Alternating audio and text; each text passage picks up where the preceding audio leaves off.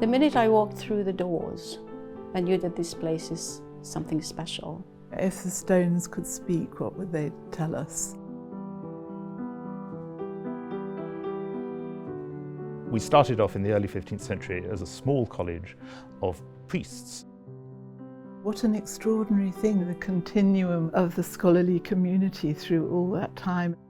600 years, to me, on the one hand, it's plainly an extremely long time. It's 100 versions of my time in Oxford. It is also a dynamic 600 years.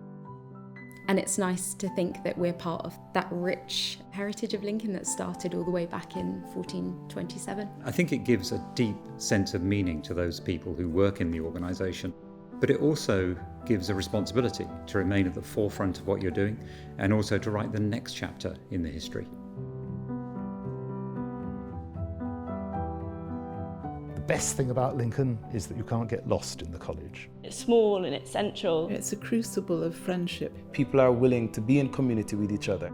It's also really supportive and friendly. The staff are often here for decades and decades, and so they're especially devoted to looking after the welfare of the students. The porters, the college office, the kitchen staff were wonderful, and also the serving staff, people who really make your experience. I chose to get married here.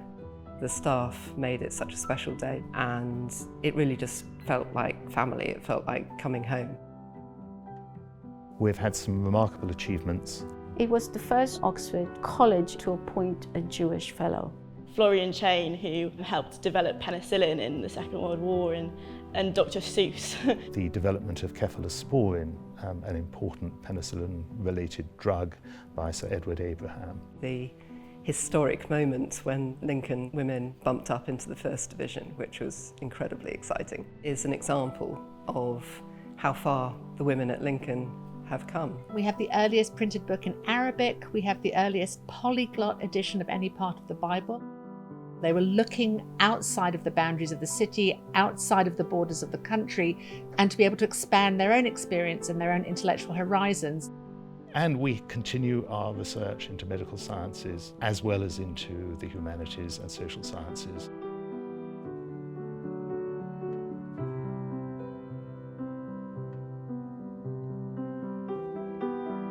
The tutor and the undergraduate are really learning together. And you know that they are one of the most knowledgeable people in the world about this specific field. It's like a sanctum. So at Lincoln, we're committed to the tutorial system, the opportunity to think deeply, to accept challenge, to accept criticism, to accept new ideas. The opportunity to fail with no consequences. That's the way in which you get challenged academically. And I think it was a fantastic training for life. It may not be the cheapest way of educating, but I think it's the best.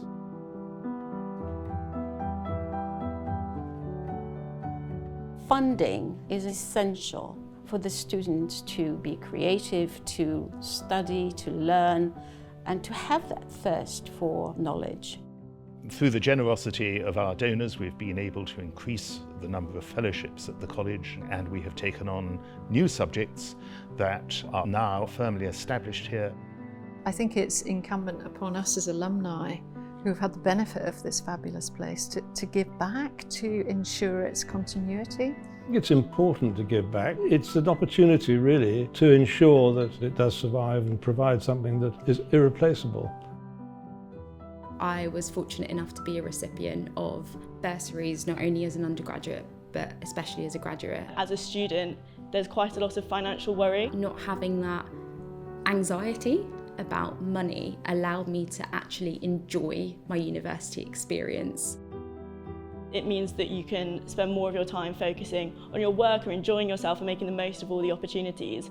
Funding also creates a sense of an equal balance for the wealthy and not so wealthy.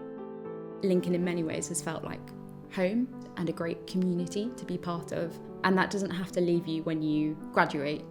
I have a warm feeling of being part of a wider family. It's a gift to have had this. I've been donating for 2 years now, and I've already received a letter from the first recipient, and that was wonderful. So, huzzah for the alumni.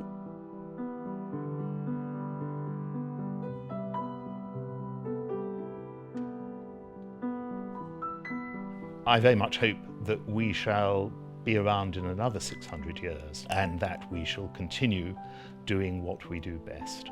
The enterprise, the endeavour is always the same. That is hard thinking, looking for the truth, sharing knowledge. It still is a bastion of freedom and truth and excellence. Over the next few years, you'll be hearing a lot around the 2027 600th anniversary, and we hope that there's going to be lots for you to celebrate, lots for you to be involved in, and hopefully things which you feel passionately about and are willing to support. There is a sort of lasting spirit in Lincoln. Because you're part of Lincoln while you're at Lincoln, but you're always part of Lincoln College.